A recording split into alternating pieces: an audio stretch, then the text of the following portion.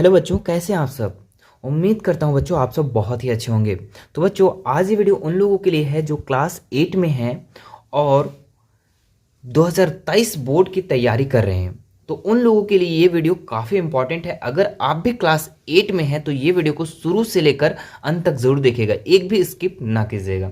ठीक है, ये वीडियो में हमने 40 ऐसा वेरी वेरी इंपॉर्टेंट क्वेश्चन को रखा है जो बोर्ड एग्जाम के लिए काफ़ी महत्वपूर्ण है। ठीक है बच्चों, मैं अपने कोचिंग में, मेरे कोचिंग का नाम है जूही कॉमर्स पॉइंट। भले ही कॉमर्स वहाँ पे पढ़ाई होती है इसलिए इसका नाम कॉमर्स है। ठीक है, तो वहाँ पे हमने एक टेस्ट लिया क्लास 8 के बच्चों के लिए जिससे मैं पढ़ाता हूँ। ठीक है, उन लोगों को टेस्ट लिया तो उसमें से स्वीटी कुमारी ने 80 में से 72 मार्क्स लेकर आई। ठीक है, जिसमें से 40 क्वेश्चन था और प्रत्येक क्वेश्चन था 2-2 मार्क्स का। ठीक है, यानी कि ये 36 क्वेश्चन जो सही की, बाकी क्वेश्चन 4 क्वेश्चन गलत की। तो आइए हम देखते हैं ये क्वेश्चन क्या क्या है, क्या इंपॉर्टेंट क्वेश्चन है और इन्होंने क्या क्या सही किया, क्या गलत किया। तो चलिए बढ़ते हैं हम लोग वीडियो की तरफ। और हाँ बच्चों, आप लोग को बता दो, अगर हमारे चैनल पे नए हैं तो सब्सक्राइब करके बेल आइकन बटन को भी जरूर प्रेस कर दीजिएगा। ठीक है, आपको और भी वीडियो पाने के लिए प्लेलिस्ट के में आप देख सकते हैं। और हमसे जुड़ने के लिए, डायरेक्ट जुड़ने के लिए हमारे इंस्टाग्राम में फॉलो कर सकते हैं, लिंक डिस्क्रिप्शन में दिया हुआ है। चलिए बढ़ते हैं हम लोग क्वेश्चन की तरफ।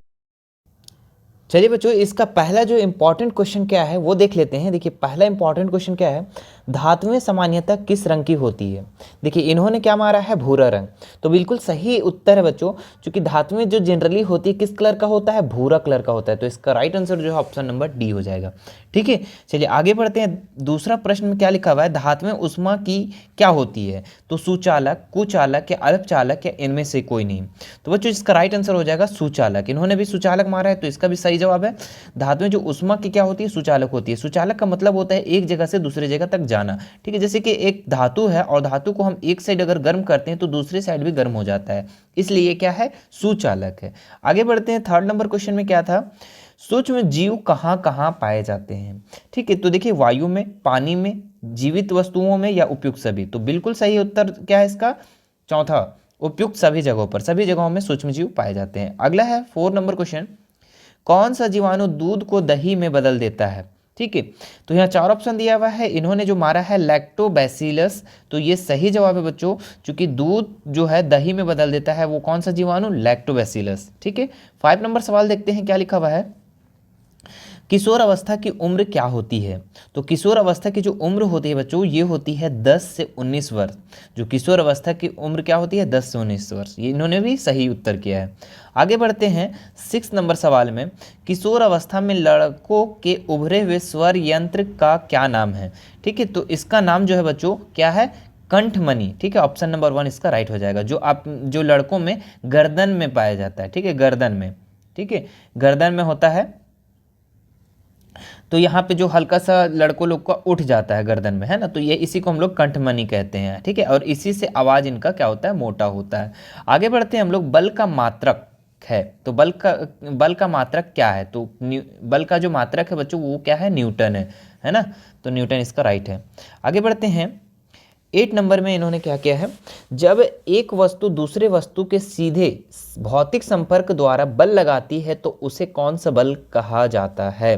तो इसे क्या बोला जाता है, संपर्कित बल। ठीक है, क्या बोला जाता है, संपर्कित बल। ऑप्शन नंबर 1 इसका राइट हो जाएगा। ठीक है, चूंकि ये संपर्क में आने के बाद बल लगा रहा है। ठीक है, जैसे हम कोई भी वस्तु को अगर धकेल रहे हैं उसको छू करके, तो वो कौन सा बल हो जाएगा, संपर्कित बल। ठीक है, आगे बढ़ते हैं हम लोग 9 नंबर सवाल में, दहन के लिए कौन सी गैस आवश्यक है। तो आप लोगों को भी पता होगा, ऑक्सीजन। ऑक्सीजन नहीं होगा तो गैस जलेगा ही नहीं, कोई चीज़ जलेगा ही नहीं। ऑक्सीजन रहना चाहिए, कोई भी चीज़ को जलाने के लिए वहाँ पे ऑक्सीजन का होना अनिवार्य है। तो ऑप्शन नंबर इसका 2 राइट हो जाएगा। ठीक है, एलपीजी का पूरा नाम क्या है। तो देखिए एलपीजी का पूरा नाम क्या है, आप लोग को भी पता होगा। ठीक है, यहाँ पे 4 ऑप्शन दिया हुआ है। इन्होंने क्या है, लिक्विफाइड पेट्रोलियम गैस। तो ये राइट आंसर है, लिक्विड पेट्रोलियम गैस का राइट आंसर है ऑप्शन नंबर 10 का, क्वेश्चन नंबर 10 का, है ना। चलो आगे बढ़ते हैं 11 नंबर सवाल में। देखो इन्होंने भी सही किया है 11 भी। जो जंतु अपने जैसे शिशु को जन्म देते हैं उन्हें क्या कहते हैं, उन्हें जरायुज कहते हैं। जो जंतु अपने जैसे शिशु, जो अंडा देता है ना, जो जंतु, उसको अंडप्रजक कहेंगे, लेकिन जो अपने जैसे शिशु को जन्म देते हैं उसको क्या बोलेंगे, जरायुज। ठीक है, चलो आगे बढ़ते हैं हम लोग। हाइड्रा का अलैंगिक जनन क्या कहलाता है। ठीक है, तो हाइड्रा का जो अलैंगिक जनन होता है बच्चों वो क्या होता है, मुकुलन, है ना। हाइड्रा का अलैंगिक जनन क्या कहलाता है, मुकुलन कहलाता है। चलिए, तो इसका 3rd नंबर इसका राइट सही है। आगे बढ़ते हैं हम लोग 13 नंबर सवाल में, वे वस्तुएं जो प्रकाश उत्सर्जित करती है क्या कहलाती है। ठीक है, वे वस्तुएं क्या कहलाती है जो प्रकाश को उत्सर्जित करती है, प्रकाश निकलती है, उसको हम लोग प्रदीप्त वस्तुएं कहते हैं। तो ऑप्शन नंबर 1 इसका राइट हो जाएगा। आगे बढ़ते हैं, सूर्य का श्वेत प्रकाश कितने रंगों का होता है, 7 रंगों का, आप लोगों को भी पता होगा, है ना। आगे देखिए, झारखंड की एक प्रमुख आपदा इनमें से क्या है। तो झारखंड का जो प्रमुख आपदा जो है ना, ये तड़ित है ना, बिजली, है ना। तो ये राइट आंसर हो जाएगा। ठीक है, यहाँ 4 ऑप्शन है जिसमें से इसका राइट आंसर तड़ित ही होगा। आगे बढ़ते हैं हम लोग, पृथ्वी के भूपटल का कंपन क्या कहलाता है। तो भूकंप कहलाता है। पृथ्वी जो कपता है, ऐसे ना, हिलता है, उसको हम लोग क्या बोलते हैं, भूकंप आ गया है ना, भाग जाओ, है ना। तो ये इसको क्या कहते हैं, भूकंप कहते हैं। ठीक है, आगे बढ़ते हैं हम लोग, वायुमंडल के किस गैस की मात्रा सबसे अधिक होती है। तो नाइट्रोजन गैस सबसे अधिक मात्रा में होती है बच्चों, याद रखिएगा। ठीक है, लगभग 78% है ना, नाइट्रोजन गैस है हमारे वायुमंडल में, तो याद रखिएगा। आगे बढ़ते हैं हम लोग, हमें स्वच्छ श्वसन के लिए किस गैस की आवश्यकता होती है। तो ये तो सबको पता है, सांस लेने के लिए कौन सा गैस की जरूरत पड़ती है, तो ऑक्सीजन, है ना। हम तो आंसर ही बता देते हैं। चलो आगे आते हैं, रबी फसल का उदाहरण। देखो स्वीटी कुमारी ने यहाँ पे गलत कर दिया, क्या गलत किए हैं, देखिए रबी फसल का जो उदाहरण है ना बच्चों, ये है गेहूँ, लेकिन इन्होंने क्या कर दिया, सोयाबीन। सोयाबीन जो है खरीफ फसल है, क्या है, खरीफ फसल है। ठीक है, तो इसको याद कर लीजिएगा जी। ठीक है, जिन्होंने गलत किया है स्वीटी कुमारी वो भी याद कर लेंगे और आप लोग भी देख लीजिए, है ना। चलो आगे बातें, इसका राइट आंसर क्या आंसर हो जाएगा, गेहूं, है ना। आगे बढ़ते हैं हम लोग, सूर्य का सूर्य, अच्छा यहाँ सूर्यमंडल होना चाहिए, ठीक है, सौरमंडल। तो सौरमंडल का सबसे बड़ा ग्रह कौन सा है। तो आप लोग को पता है बृहस्पति। बृहस्पति जो है सबसे बड़ा है सौरमंडल का ग्रह, है ना। चलो आगे बढ़ते हैं हम लोग, ठीक है। और देखिए ये आ गया यूट्यूब मिशन 2, है ना। आप हमारे चैनल को अगर नहीं सब्सक्राइब किए हैं तो बच्चों सब्सक्राइब करके लाइक और शेयर ज़्यादा से ज़्यादा कीजिए, ठीक है। चलो ठीक है, यही आप लोग का सपोर्ट रहेगा हमारा, है ना। चलिए आगे बढ़ते हैं हम लोग अगले क्वेश्चन की तरफ, 21 नंबर क्वेश्चन, ठीक है। ये जूही कॉमर्स पॉइंट बीच में कहाँ से आ गया, अरे ये हमारा कोचिंग का नाम है जी, ठीक है। यहाँ पे कॉमर्स का भी पढ़ाई होता है, इसीलिए यहाँ पे कॉमर्स नाम दिया गया है, बाकी कोई रिलेशन नहीं है कॉमर्स, ठीक है। चलो आगे आते हैं हम लोग 21 नंबर क्वेश्चन, ठीक है। क्या लिखा हुआ है, निम्न में कौन सी धातु द्रव अवस्था में पाई जाती है।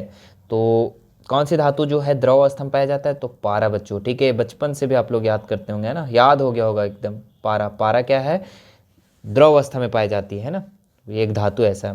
चलो आगे बढ़ते हैं हम लोग, क्या लिखा हुआ है, विद्यालय में 22 नंबर सवाल, विद्यालय में बजने वाली घंटी किस धातु की बनी होती है।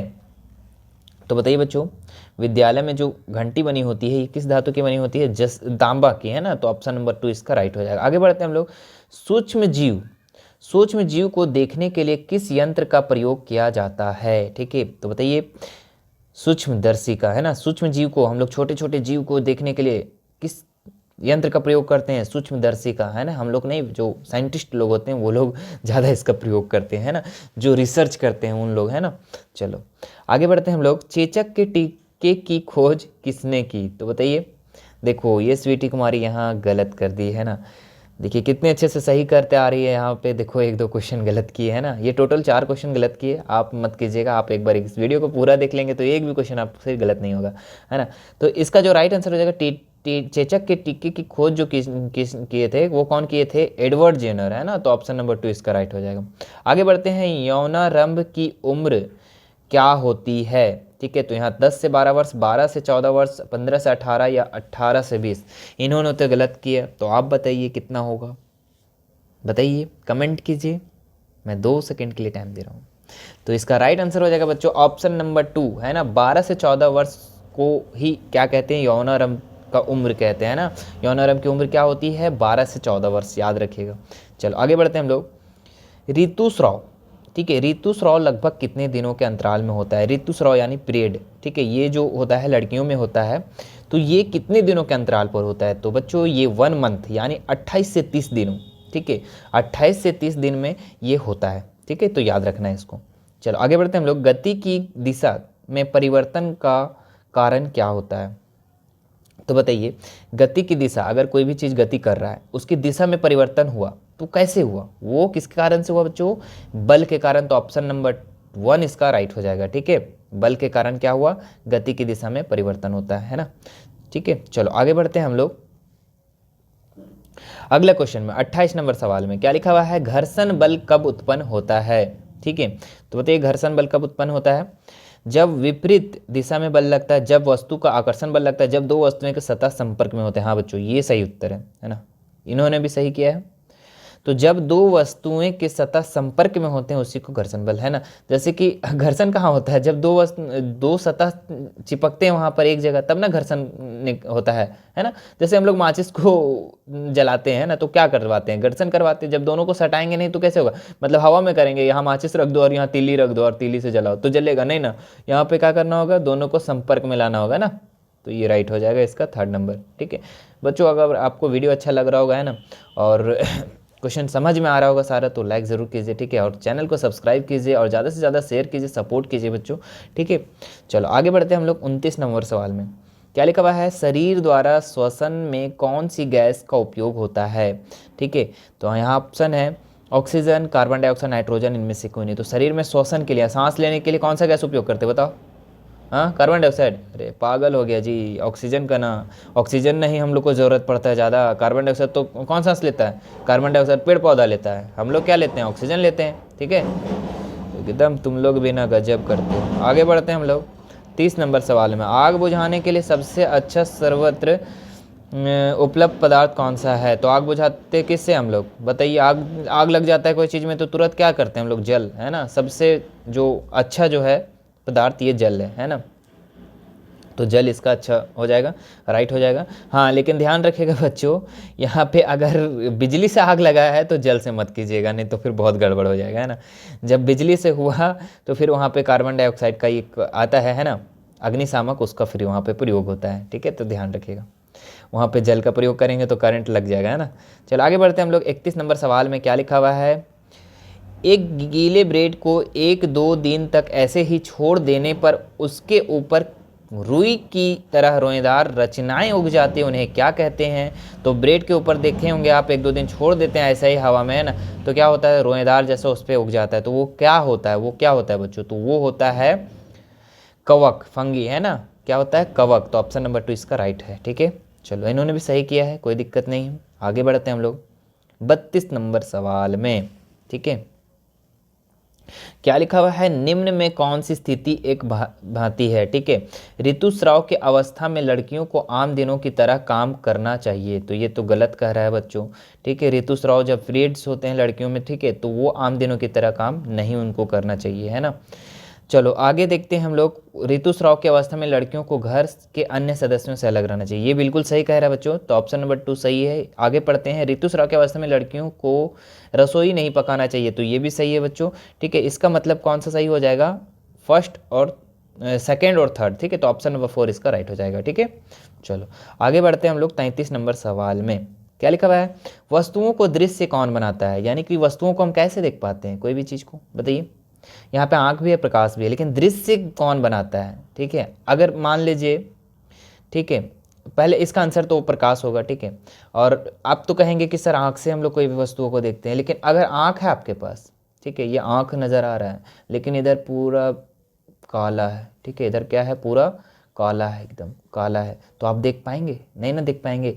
तो जो बनाता है वो क्या करता है? कौन? वस्तुओं को दृश्य कौन बनाता है? तो प्रकाश। इसका राइट आंसर 2 हो जाएगा बच्चों। ठीक है, चलो आगे बढ़ते हैं हम लोग 34 नंबर सवाल में। क्या लिखा है? निम्न में कौन सी जोड़ी हमेशा बराबर होता है?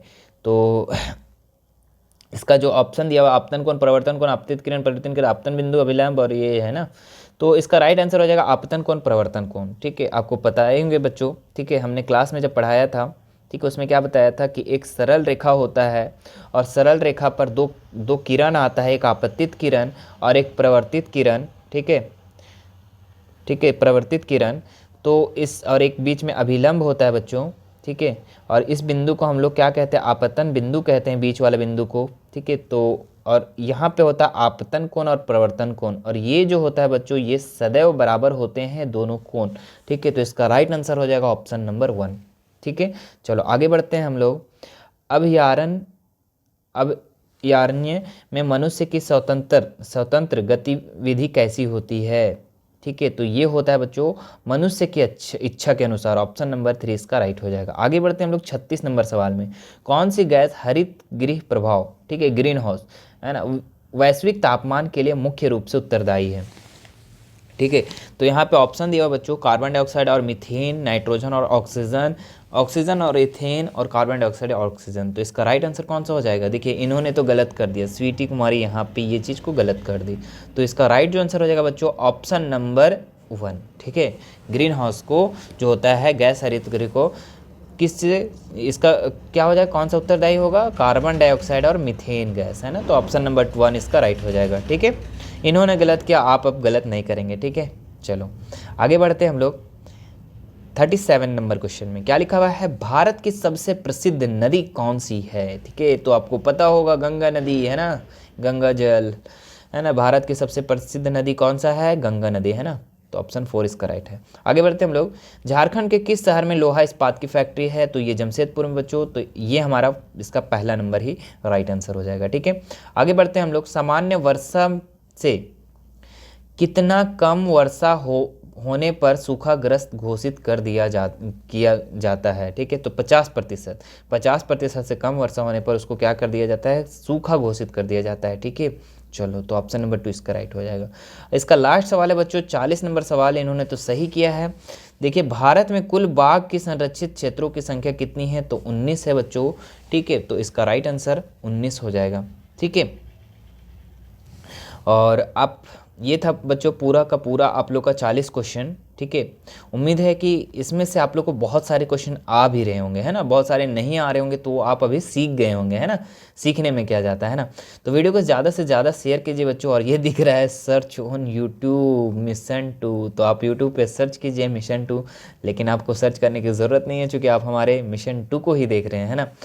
तो ज़्यादा से ज़्यादा शेयर कीजिए बच्चों, ठीक है, इस वीडियो को, ताकि सारे लोग को हेल्प मिल सके और 2023 की बोर्ड एग्ज़ाम एकदम बढ़िया तरीक़ा से लिखे। ठीक है, बाकी मिलते हैं नेक्स्ट वीडियो में बच्चों। धन्यवाद।